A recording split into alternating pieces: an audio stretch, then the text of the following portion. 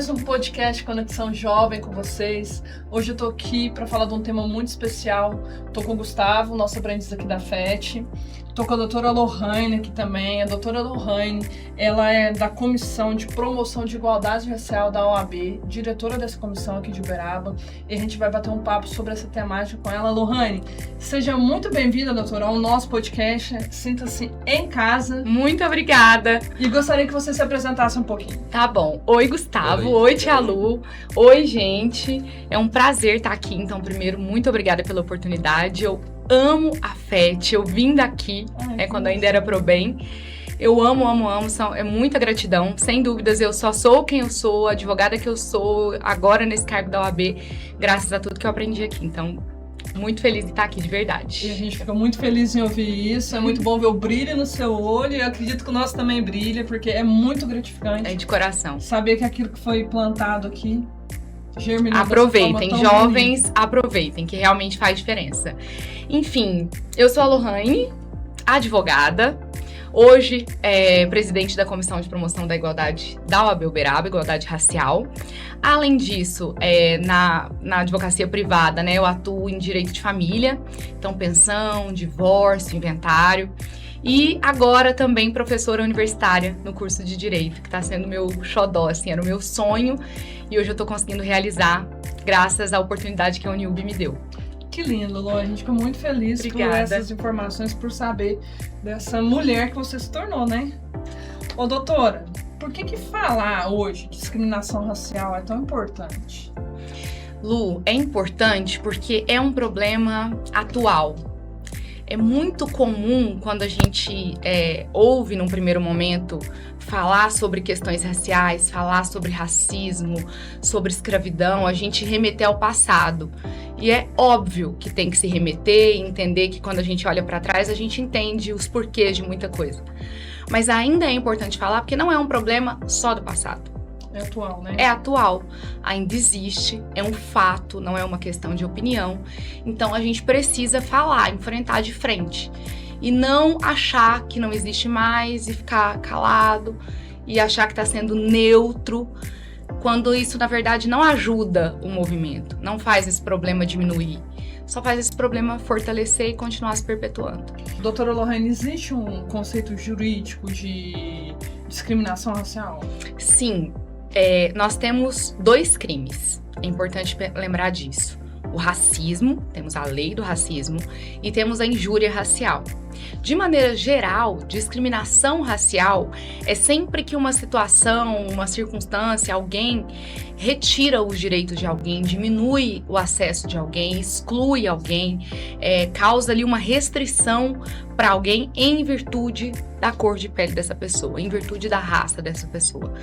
Um outro ponto importante é a gente lembrar que raça, e quando alguém vai criticar essa questão da militância e da luta por igualdade racial, é comum usar esse artifício de que somos humanos, é raça humana. Sim, de fato, somos todos humanos. Mas a raça negra é uma construção social. É pela história, pelos fatos, pela cultura que somos uma raça diferente. Então, sempre que esse for um empecilho para um tratamento diferenciado negativamente, então quando isso for um motivo de restrição, um motivo de exclusão, nós estamos falando de discriminação racial. Os crimes são diferentes, nós vamos falar mais deles. Mas, de maneira geral, é isso. Entendi. Quando se discrimina, se diminui, se restringe em virtude da raça. Doutora Lohane, qual que é a diferença de racismo e injúria racial? Boa pergunta, Gustavo. O racismo, ele é mais amplo. Pensa que o racismo é contra geral, é contra a coletividade. Então, sempre que um termo, uma frase, uma ofensa é de maneira geral, atingindo ali todo mundo que é preto, é racismo. Quando é individual, então se eu pego um caso específico, vamos falar de uma coisa que tá em alta, Vini Júnior, Então se eu xingo o Vini Júnior de macaco e jogo uma banana pra ele no campo, é injúria racial, porque é individual. Você está me ofendendo usando pra isso a minha raça, a minha cor de pele, Então o racismo é geral, a injúria é individual, mas as penas são iguais. Desde 2023, a punição é a mesma. Então, teve essa sanção aí, foi um avanço para o movimento negro, que a gente considera, porque a injúria foi equiparada ao racismo. Porque se a gente parar para pensar, ocorre muito mais a injúria do que o racismo. O racismo fica muito genérico, é muito amplo. Então, a gente vê muito mais a ofensa individual, quando alguém quer ofender alguém, seja no ambiente que for, da forma que for, do que o racismo. Então, as penas são iguais.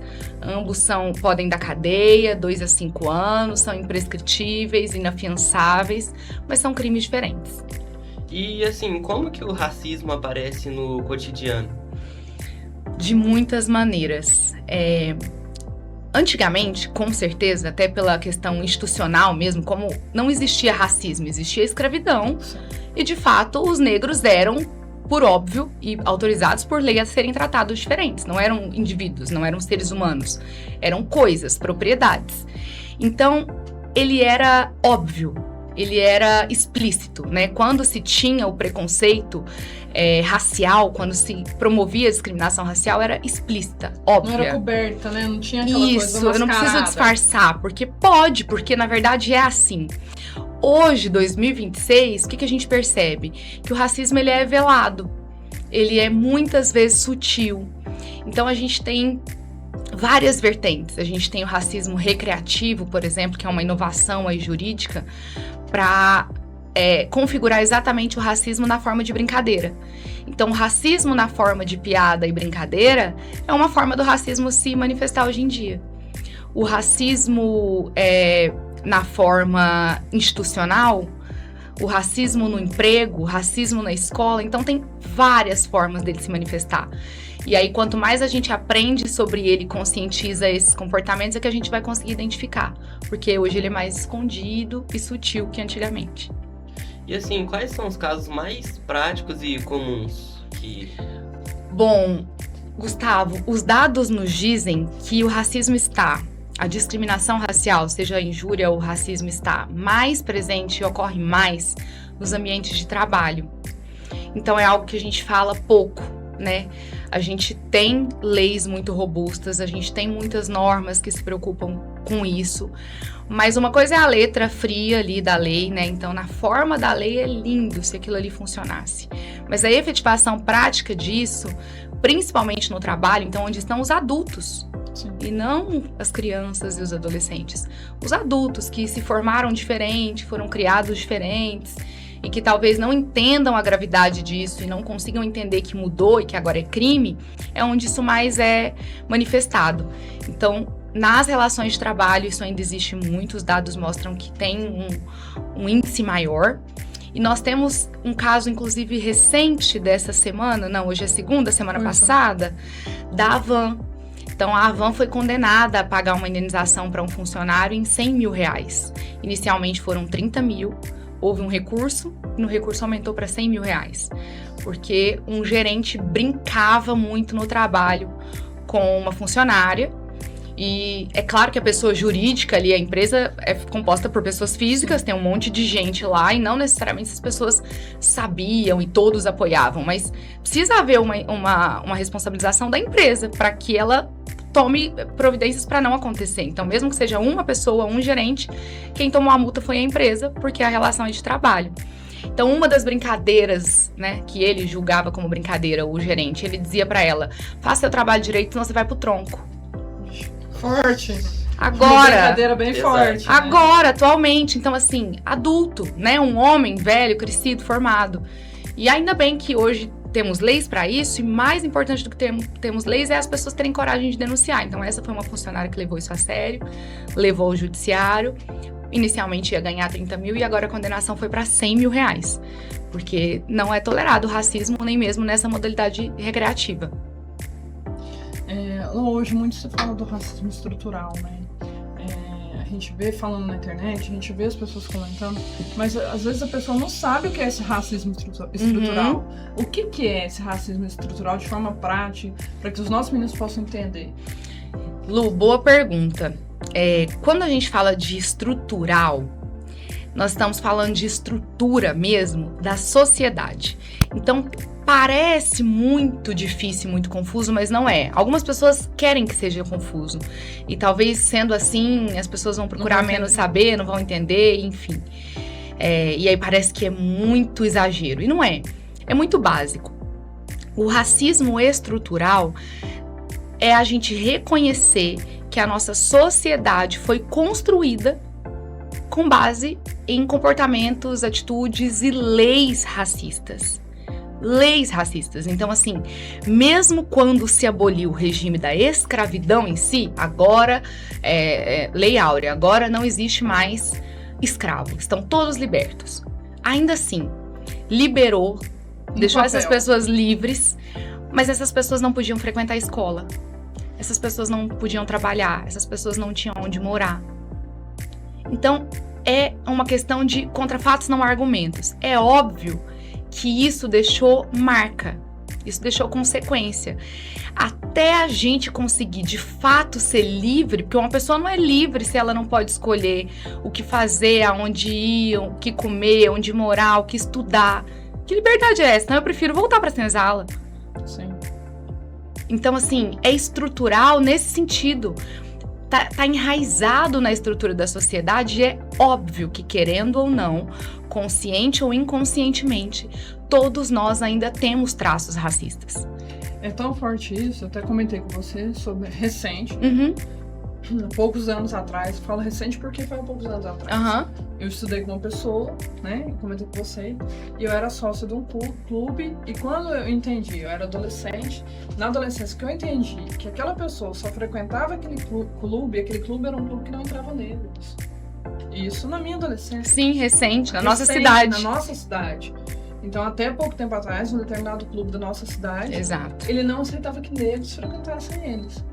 E aí, até que eu entendi que ela estava ali só porque o pai dela era uma pessoa importante para aquele clube, isso é muito recente. É um choque de realidade, né? É um choque de realidade, né? E recentemente, 1 ou 2 semanas atrás, tava numa roda de conversa, tava na verdade num restaurante, uma pessoa na mesa de trás virou para outra e falou assim, falando de um determinado participante daquele Big Brother Brasil, a pessoa na mesa de trás virou e falou assim, eu tenho vontade de pegar X participante, lavar até ficar branco.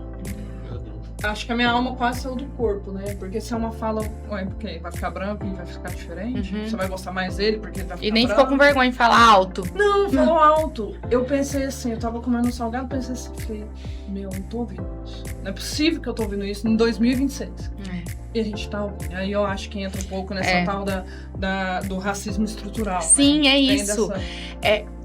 Assim, é realmente óbvio. Eu acho que muitas pessoas colocam que pessoas racistas são pessoas ignorantes, são pessoas burras. E que o racismo é burro. Porque, de fato, quando você estuda, entende, compreende, é muito difícil que você, de fato, continue com esses pensamentos. Mas enquanto você ignora essa realidade, então ignorante nesse sentido, porque ser ignorante pode ser porque você é arrogante, não queira entender, ou porque você de fato não sabe sobre alguma coisa. Então é isso, falta conhecimento, falta conscientização. No entanto, não tira a responsabilidade, já que a gente não pode se eximir da culpa ou de uma punição de um crime dizendo que não sabe de uma situação, de uma lei. Enfim, mas são, sei lá, 500 anos de Brasil e quase 400 foi de escravidão. Muito tempo, né? O Brasil foi o país no mundo que mais recebeu escravizados. Foram mais de 4 milhões. Então, 386 anos de escravidão contra 120 e poucos, quase 130 de não. É óbvio que isso deixa marcas, isso traz consequências.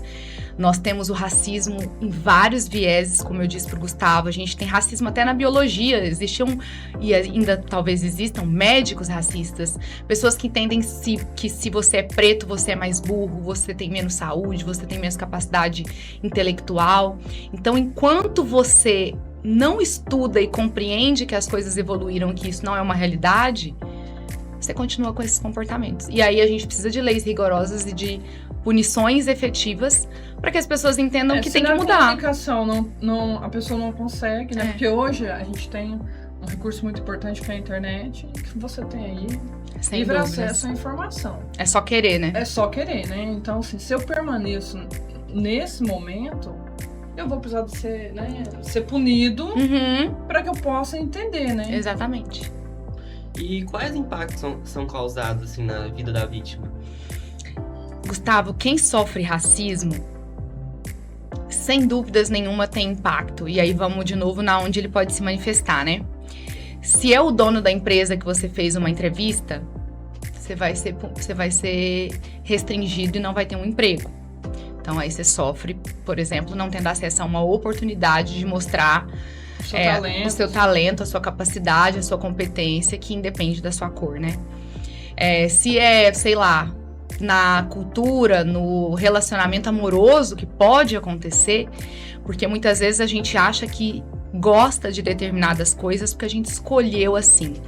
E aí, de novo, ignorância, porque quando a gente estuda um pouco mais, até sobre comportamento humano, sobre capitalismo, enfim, a gente começa a entender que até o que a gente gosta, o que a gente acha bonito ou não, nos foi imposto, nos foi ensinado. Então, você acha que escolheu gostar da cor preta ou da cor laranja, quando, na verdade, você não teve escolha. Você só pôde escolher entre duas que foram te apresentadas. E quando te apresentam uma nova possibilidade, pode ser que mude. Então, quando a gente entra num relacionamento amoroso, essa pessoa pode perder um amor, uma alegria, uma felicidade, uma amizade, um emprego.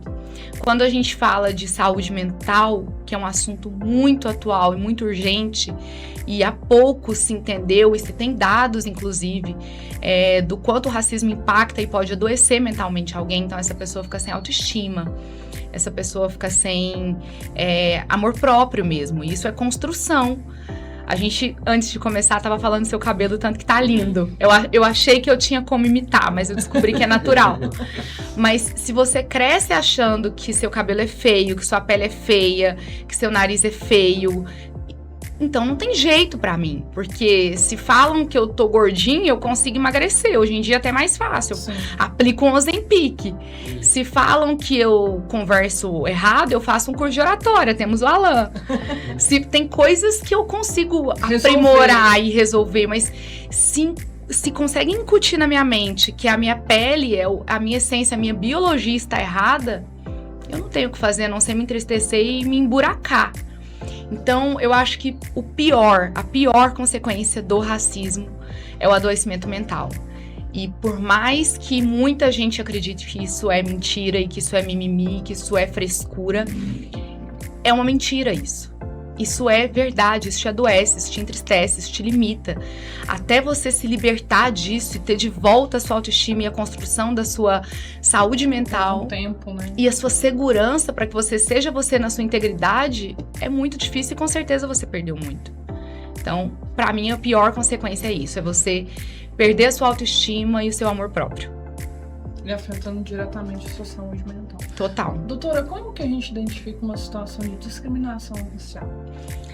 Então, para a vítima, muitas vezes, também é difícil. Quando a gente fala de discriminação racial, e eu acho muito importante a gente ter esse papo com você, branca também, sim, porque a gente vai para aquela questão de lugar de fala, né?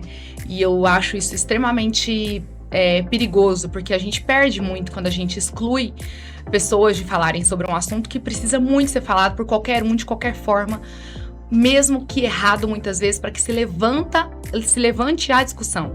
Então, você deu um exemplo do Big Brother. Se alguém faz uma fala racista no Big Brother, isso levanta debate aqui fora.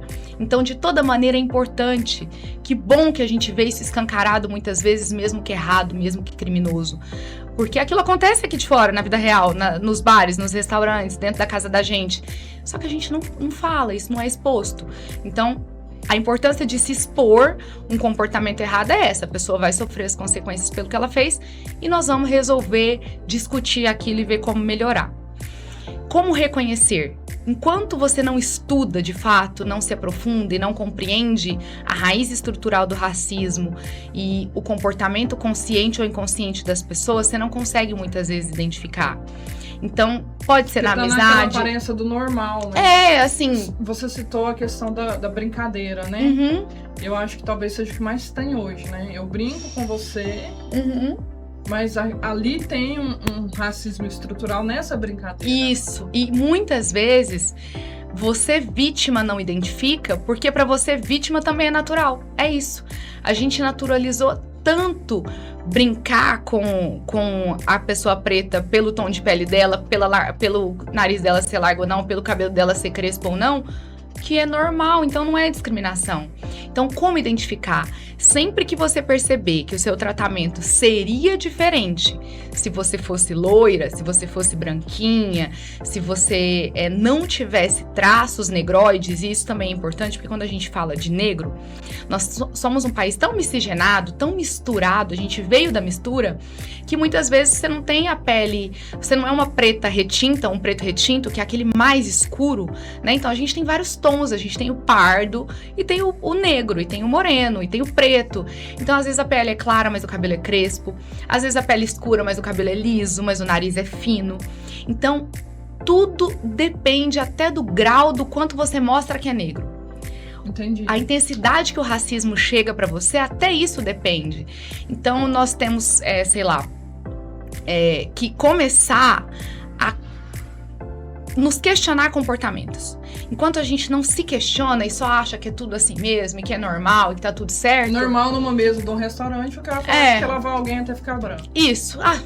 Normal, gente. Sempre foi assim. Então, enquanto a gente não traz isso pra consciência mesmo, gente, peraí, por que é que eu estou falando isso? Por que é que eu penso isso? E eu digo autoanálise mesmo, não só nos outros. Mas na gente. Na gente, peraí, eu só tô achando isso porque ele é preto. Eu não ia achar isso se ele fosse branco. Então, identificar tratamentos diferentes por causa da cor de pele. Seja pro bem, no sentido de ajudar ou não, ou pro mal. Mas peraí, eu só tô achando que essa pessoa é pobre, mesmo que você queira ajudar a pessoa, só porque ela é preta? Não, eu só acho que ela trabalha nesse supermercado porque ela é negra, senão eu não ia achar? Ou, se acontece comigo, peraí, ela só me perguntou isso porque eu sou preta? Senão ela não ia ter me perguntado? Então, assim, exemplos pessoais. Eu tinha, 16 anos e eu ia sair pra uma festa com umas amigas. Eram 5 ou 6 amigas, a gente se arrumou na casa de uma delas. Aquela coisa de adolescente, maravilhoso. Ir pra casa da amiga pra arrumar e todo mundo junto. E uma prancha, uma chapinha só e todo mundo passando e rindo. E tinha uma amiga que já tinha filho. O menino tinha 8 anos. E aí, esse menino tava lá, a gente terminou de arrumar. Gustavo, você conhece máquina fotográfica? Sim. A gente ainda não tinha celular, pra tirar foto no espelho, selfie, não, era máquina ainda. A gente ia demorar a passar essa foto pro Orkut. Enfim, aí a gente pediu pra ele tirar, porque hoje a gente tira selfie tranquilo, né? A gente consegue com o telefone. Mas aí aí ela falou, filho, vem cá, tira uma foto nossa. Então a gente se enfileirou e fez pose e tirou foto. E aí um menininho de 8 anos que tirou a foto. E a mãe dele, na maior inocência, minha amiga, perguntou, filho, todo mundo ficou bonita? E todo mundo animada, né? Aí ele, todo mundo menos ela. E apontou pra mim. Nossa. E aí eu também, toda iludida, eu não sabia nem que existia isso com 16 anos. Que é racismo? Tava tudo certo. Todo mundo igual. Aí ele falou assim, menos ela porque ela é preta. Um menino de 8 anos me falou isso. Há 15 anos atrás. Eu não sabia o que era racismo, eu não sabia o que era discriminação racial. Não fazia sentido aquilo na pele. Eu não fazia ideia do que era isso. A mãe dele não saiu com a gente, ela surtou e começou a espancar a criança na nossa frente. E ela era vizinha dessa amiga, então ela foi batendo nele até em casa e gritando e me pedindo desculpa e batendo nele, e ele chorando e gritando muito. Eu fiquei paralisada e comecei a chorar. E fui pro banheiro, chorei, sem entender o porquê que eu tava chorando, o que tava acontecendo. E comecei a ficar sem graça de causar aquela situação. E comecei a ficar sem graça de estar atrapalhando o rolê de todo mundo. Falei, meu Deus, será que eu vou embora? Mas o que aconteceu aqui? E hoje só eu consigo entender. E aí depois ela veio se justificar que o pai dele ensinou isso, e que o pai dele achava isso, e me desculpa. E aí hoje eu entendo que bater nele também não adiantou nada e talvez só fosse piorar tudo. E ele é uma criança. Será que criança comete racismo? Então, assim, como identificar? A gente volta lá na estrutura, né? É isso. Daquilo que é passado pra criança. O que a gente tá naturalizando e passando de geração em geração, insistindo que é normal. Então, nesse dia foi extremamente explícito. Mas só foi explícito porque era uma criança de 8 anos que não tem filtro nenhum. Mas e se ele fosse um empregador que poderia me dar um emprego ou não? né, uma oportunidade ou não. Podia ser numa outra situação. Um professor, se nós temos professores racistas, olha a perda que crianças negras vão ter numa escola. Então, assim, tá em tudo, de várias maneiras. E a gente precisa entender o que é e assumir que existe para começar a identificar e não reproduzir. Doutora Lohane, e eu tenho que fazer a produção de provas, vamos supor, você sofreu um racismo X. Uhum. Você precisa produzir provas para comprovar esse racismo? Sim. Isso é o caso da Van, né? Ela produziu provas, como é que ela fez? Uhum, boa pergunta. Esse é um outro ponto muito sensível quando a gente fala de... O processo judicial, qualquer um, de qualquer natureza, depende de produção de provas. Então, se você entra com um processo contra alguém alegando que alguém fez alguma coisa, é o seu papel provar que essa pessoa fez isso. E não o papel dela provar que não. Então, quando a gente vai para a esfera criminal, isso é ainda mais evidente. Então, qualquer filme, qualquer série que a gente vê de direito penal, de júri, de julgamento, a gente percebe isso. Quem tem que provar que eu roubei ou que eu matei é quem tá me acusando. Sim. Se eu quiser ficar em silêncio durante todo o processo, eu posso. Porque eu não sou obrigada a produzir prova contra mim. Se você tá falando, prove. Quando a gente vai pro racismo, é a mesma coisa. Se você está dizendo que eu te discriminei em razão da sua raça, você precisa me provar.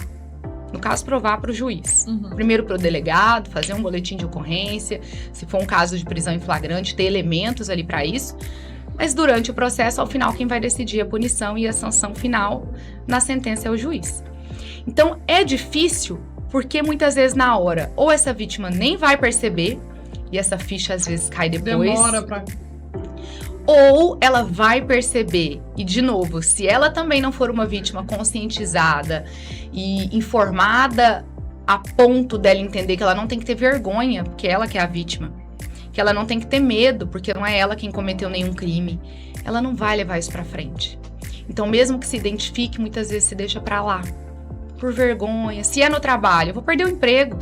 Eu vou ficar quieta. A gente precisa ser realista. Se é na escola, eu vou perder esse grupinho não vai querer andar mais comigo, que eu vou falar disso aqui, eles vão me largar pro lado.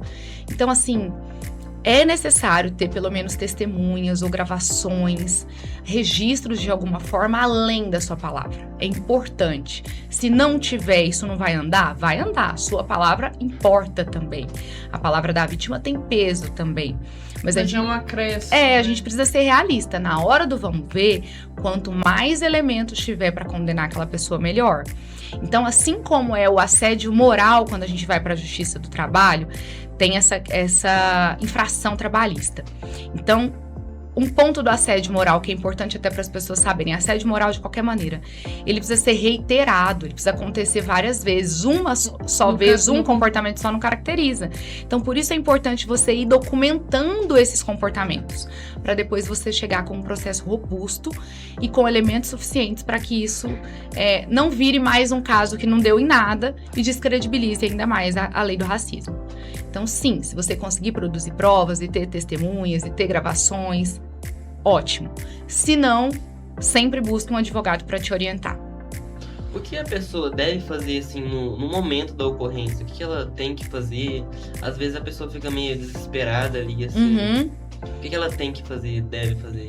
Ela precisa buscar a polícia e registrar o boletim de ocorrência. Isso é muito importante, porque lembrando, como o racismo é estrutural, a gente tem que partir do princípio que muitas vezes até o juiz que vai te dar a sentença é racista. E isso pode ser, de novo, consciente ou não. Quando a gente fala de comportamentos machistas, por exemplo, também é algo estrutural. A gente vem construindo a nossa sociedade com o homem numa posição dominante e a mulher de submissão. Ok, então a gente tem que entender que ninguém é neutro, o delegado não é neutro, eu, vítima, não sou, quem me agrediu não é, o promotor não vai ser e o juiz também não. Sim. E eu falo juiz porque a grande maioria é homem. Sim. E homens brancos. Eu nunca fiz uma audiência com um juiz negro. Então, ele vai ser, na maioria das vezes, um homem velho, né, mais velho, 40 mais com certeza, branco e rico. Esse homem branco, velho e rico não faz ideia do que é racismo, nunca viveu isso, nunca precisou se preocupar com qual vai ser o penteado dele para ir para a escola ou para a faculdade ou para o cursinho. Ele nunca precisou se preocupar em maquiar para afinar o nariz. Então assim, a gente tem que reconhecer os fatos. Isso não é militância vazia, isso é só a realidade. Se eu entendo que provavelmente esse juiz também não faz ideia do que eu passei, e eu não tô dizendo que ele é maldoso e que ele vai fazer isso pensado e vai dizer que o que eu vivi não é nada e que eu tô sendo frescurenta. Não, é só o fato. Então, ele não tá no lugar de fala. Ele não faz ideia disso. Então ele não, sei lá, se a gente tá falando de uma causa de uma empregada doméstica, ele nunca andou de ônibus, ele nunca lavou um banheiro, ele nunca limpou a privada de outra pessoa, ele nunca teve que levar marmita e comer frio porque não podia usar o micro-ondas ou abrir a geladeira da patroa. Ele não sabe o que é isso.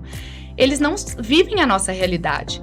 Então, aconteceu. O que eu faço? Já pense no pior cenário possível. Já pense que se você não fizer nada, se você não tiver o boletim de ocorrência do dia, depois isso vai perder o crédito. Se você não buscar testemunhas na hora, depois isso vai ficar muito mais difícil de ser provado. Então, registre o boletim de ocorrência, procure um advogado, dê início no processo e não desista disso.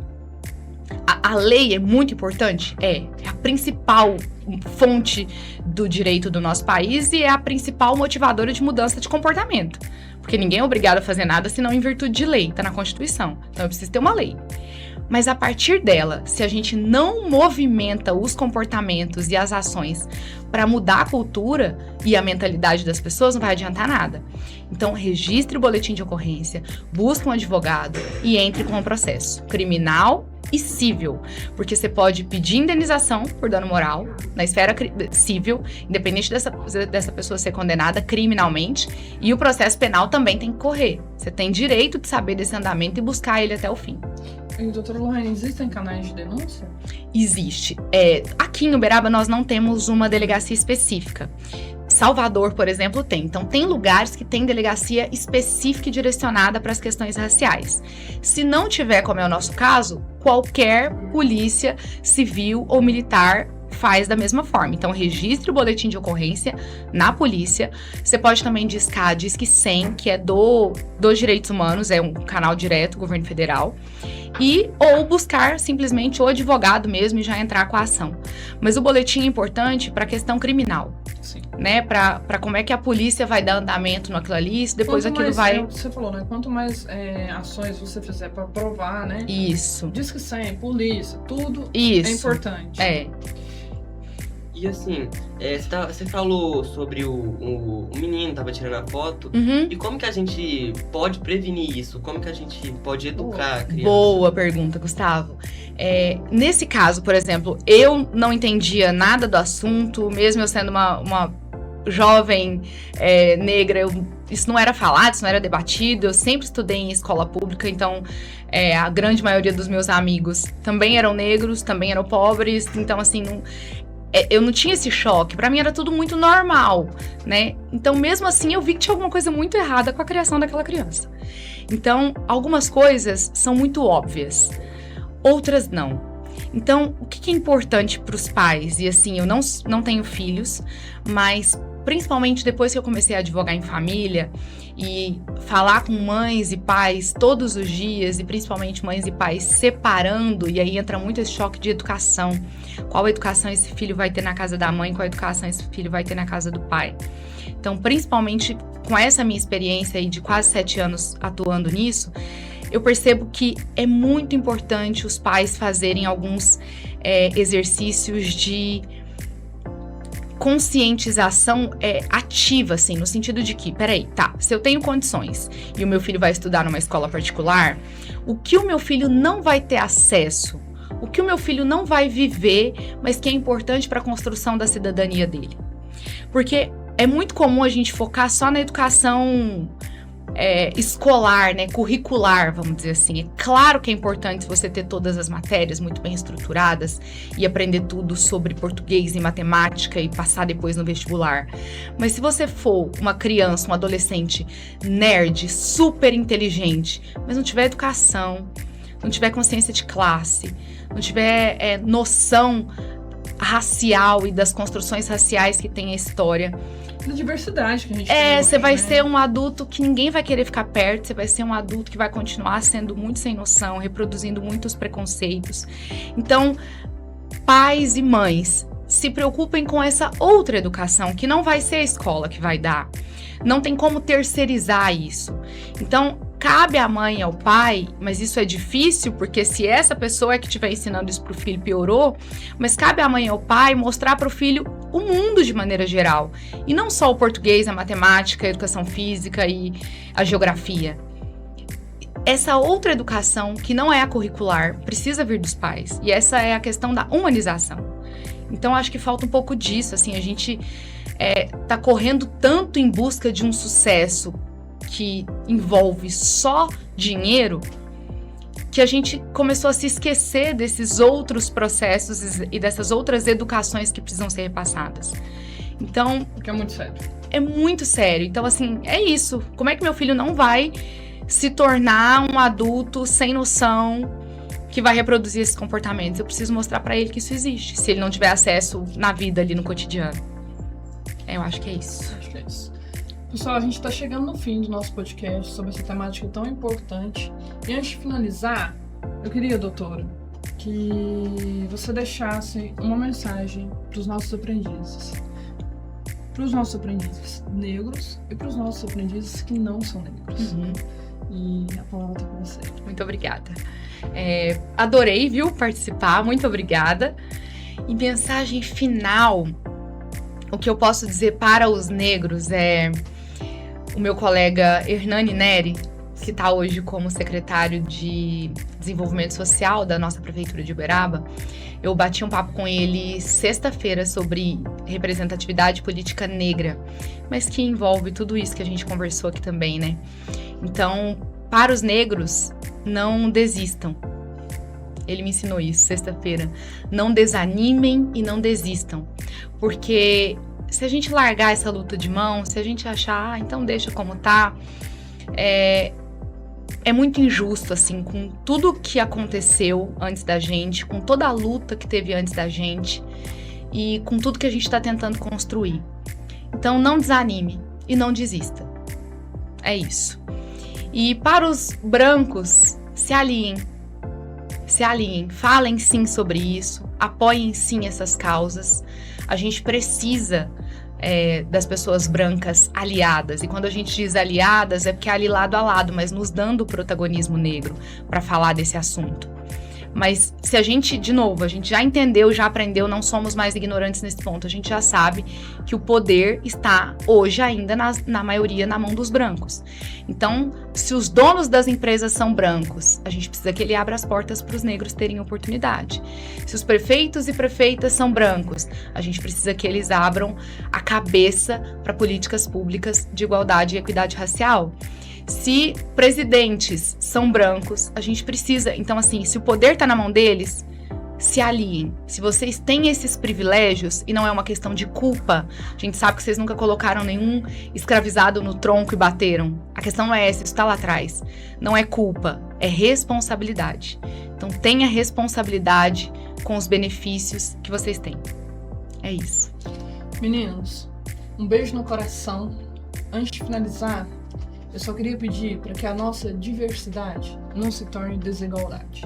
Perfeito. E para isso acontecer, depende de mim, depende do Gustavo, depende da doutora Lohane, depende de cada um que está aí nos assistindo hoje. Beijo enorme no coração. Até o próximo episódio.